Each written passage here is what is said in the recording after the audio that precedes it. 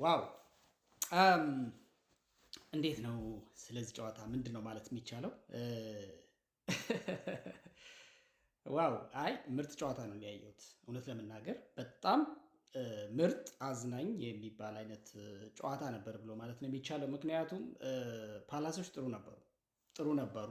ያው በጨዋታው ብልጫ ተወስዶባቸው ነው የተጫወቱት። ግን ያም ሆኖ በአጠቃላይ ታክቲካሊ ጨዋታውን አሸንፈው ለመውጣት ያደረጉት ጥረት የሚያስጨበጭብ ነው። ስለዚህ የሁለቱም እንቅስቃሴ በጣም አሪፍ ነበረ። አዝናኝ የሚባል በደንብ ትኩረትን የሚስብ 90 ደቂቃ በሙሉ ስሜት ሊይዝ የሚችል አይነት እንቅስቃሴ ነው የተመለከትኩት። በእርግጥ በዚህ ጨዋታ አጠቃላይ አርሰናል ያው በርከት ባለው ደጋፊው ፊት እንደመጫወቱ መጠን ኳሱን ይዞ የበላይነትን ተቆጣጥሮ በጨዋታው ለመጫወት ሞክሯል። የኳስ ቁጥጥር የበላይነቱም ኦልሞስት 68 67 አይ ሚን 69 በመቶ ያህል ብልጫ ነበረው አርሰናል። ስለዚህ ኳሱን 90 ደቂቃውን በአጠቃላይ በአብዛኛው በዚህን ያህል ፐርሰንት እንግዲህ ኳሱን በእግሩ ቁጥጥር ስር አድርጎት ነበር ማለት ነው እና ተደጋጋሚ ሙከራዎችንም ሲያደርግ ነበር አርሰናል። ወደ 25 የሚደርሱ ሹቶችን ሞክሯል። ይሄ ቀላል ቁጥር አይደለም።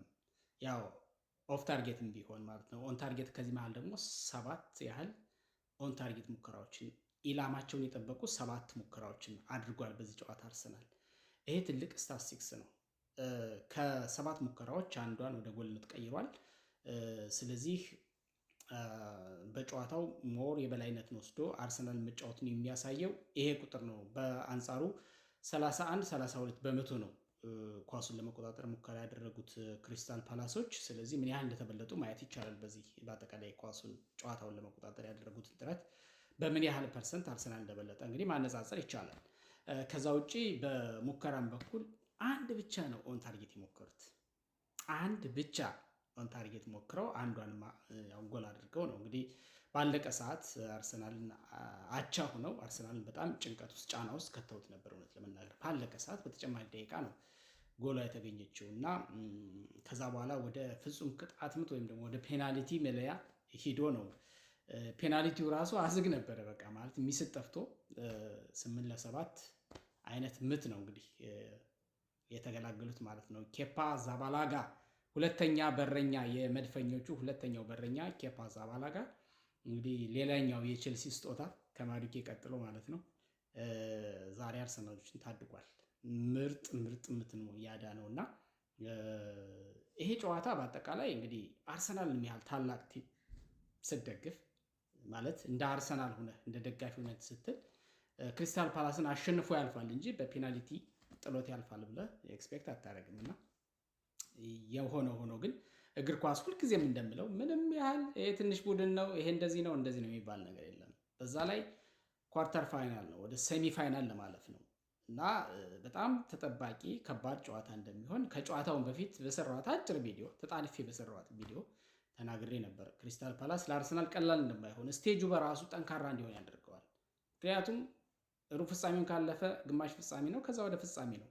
ከዛ በኋላ ዋንጫውን እንዲያየህ ነው የምትጫወት እና የሚሰጠው ሞቲቭ አለ ይሄ ስቴጁ በራሱ እና ስለዚህ በጣም እንደተገመተውም ከባድ ኢንቴንስ የሆነ ጨዋታ ነበረ። በዚህ ሂደት ውስጥ በፔናልቲ ሹትም ቢሆን አርሰናል እንግዲህ ወደ ግማሽ ፍጻሜም ሰሚ ፋይናል ማለፉን አረጋግጧል። ሌላው በጨዋታው እንግዲህ ዝም ብሎ እንዲሁ ኦፍ ታርጌት ሹት እንኳን 8 ነው የሞከሩት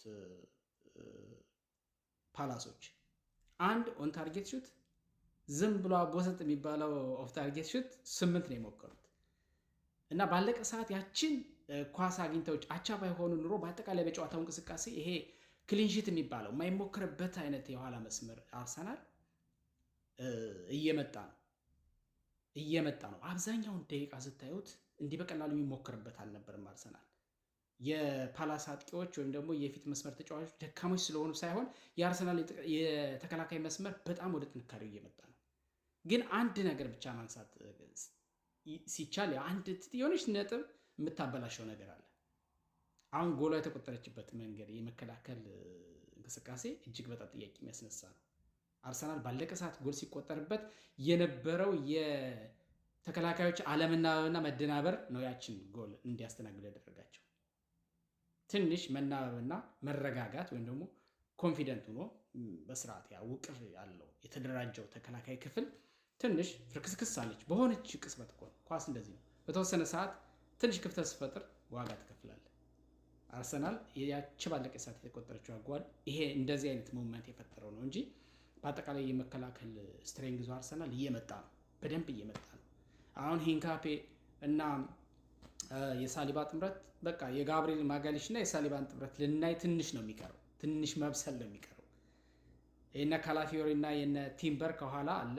ክርስቲያን ኖርጋርድም ጥሩ ነበረ፣ ወደኋላ የተመለሰ አስደናቂ መከላከል ስራ ሲሰራ ነበረ። በጣም አሪፍ ነው፣ በጣም አሪፍ ነው እና ዞሮ ዞሮ አርሰናል ለግማሽ ፍጻሜ ደርሷል። ከማን ጋር ነው የሚጫወተው? ከቼልሲ ጋር ነው በግማሽ ፍጻሜው። እንግዲህ ቼልሲ ቀላል አይሆንም አሁንም ቢሆን ከቼልሲ ጋር ለዛውም በግማሽ ፍጻሜ ጨዋታ። ግን ደግሞ በእኔ ግምት ቼልሲን አሸንፎ ለፍጻሜ ከኒውካስል ወይም ከማንቸስተር ሲቲ ከሁለቱ አሸናፊዎች አንዱ ጋር ነው ይገናኛል፣ ዋንጫ ያነሳል የሚል እምነት ይኖረኛል። አርሰናል ምናልባትም ከዚህ በላይ የከፋ ማርቲኔሊ የተጎዳ ይመስለኛል። በእርግጥ እሱን የሚተካ ተጫዋች ያው ካለው የስኳድ ጥልቀት አንጻር የሚተካው ተጫዋች ይኖራል። ያን ያህል ብዙ አስደንጋጭ አይሆንም። ግን ማርቲኔሊ ቀላል የቡድኑ ወሳኝ ተጫዋች አይደለም። ተቀይሮ እየገባ የሚሰራው ስራ እንደዚህ አነስ ያሉ ቶርናመንቶች ናቸው ተብሎ በሚገመቱ ደግሞ በቋሚ አሰላለፍ ውስጥ በመግባትና ሌሎች እንዲያርፉ እድል በመስጠት ቀላል ተጫዋች አይደለም ማርቲኔሊ። በጣም ቡድኑን ይጎዳል። ግን የጉዳት መጠኑ ምን ያህል እንደሆነ እንግዲህ ከሜዳ ያርቀው ወይም ደግሞ ጊዜያዊ ይሁን ይሄን እያወራሁ እስካለበት ሰዓት ድረስ ያወቅኩት ነገር የለም። ግን ተጎድቶ እንደወጣ ግን ሁላችንም በሜዳ ላይ ተመልክተነዋል። ብዙ ሳምንታትን ተጎድቶ የሚቆይ ከሆነ ይጎዳል፣ ቡድኑን ይጎዳል፣ ምንም ጥያቄ የለውም። ዞሮ ዞሮ ግን አርሰናል አሁን ባለው ፎርም አሁን ባለው ውቅር ከዚህ የባሰ ጉዳት ካልመጣበት የተጎዱትም እያገገሙ ከመጡ አሁን ካይ ሃቨርትዝ ተመልሷል፣ አልተሰለፈም እንጂ ዛሬ ለመሰለፍ ብቁ እንደሆነ ዜናዎች ወጥተዋል፣ ተረጋግጠዋል። ይሄን ማይክል አርቴታ አረጋግጧል። እኔም በዚህ ጉዳይ ላይ አጭር ቪዲዮ ሰርችበታለሁኝ። ካይ ሃቨርትዝ ከፊት አለ፣ ካይ ሃቨርትዝ አለ፣ ዮኬሬሽ አለ፣ ጋብሪኤል ጀሱስ አለ። ዛሬ ኪሎ ሲያስቀንስ የነበር 10 ጊዜ እየወደቀ የተጎዳ መስሎ ነበር እንዳውም የሆነ ሰዓት ላይ እንዲህ ይሄን ስናይ ደግሞ እንደነግጣለን እንጂ እነ ሳካ አሉ እነ ማሊክ ያሉ አሁን ከፊት መስመር አስተማማኝ ነው። ስለዚህ መሀል ክፍል ላይ እንደዚሁ። ስለዚህ ማርቲኔሊ አንድ ጨዋታ 2 ጨዋታ 3 ጨዋታ ቢያልፈው ያን ያህል ጉዳቱ ብዙ የከፋ አይደለም። ግን ከአዳዲስ ጉዳቶች ነፃ ከሆነ አርሰናል ይሄን ዋንጫ ጨምሮ ሌሎች ዋንጫም በልበ ሙሉነት የምናጨው አይነት ክለብ ነው እና ዛሬ ምርጥ ጨዋታ ነው ያየነው። ለማንኛውም መላው የአርሰናል ደጋፊዎች፣ የአርሰናል አድናቂዎች እንዲሁም በአጠቃላይ እግር ኳስን የምትወዱና ተመችቷችሁ የተመለከታችሁ በሙሉ እንኳን ደስ አላችሁ ለማለት እወዳለሁኝ። እኔ በኩሌ ደስ ብሎኝ እንኳንም ስራ ፈታው እንኳንም ቁጭ ብዬ ያየሁት ብዬ የማልጸጸትበትን ጨዋታ ነው ያየሁት ዛሬ። ድል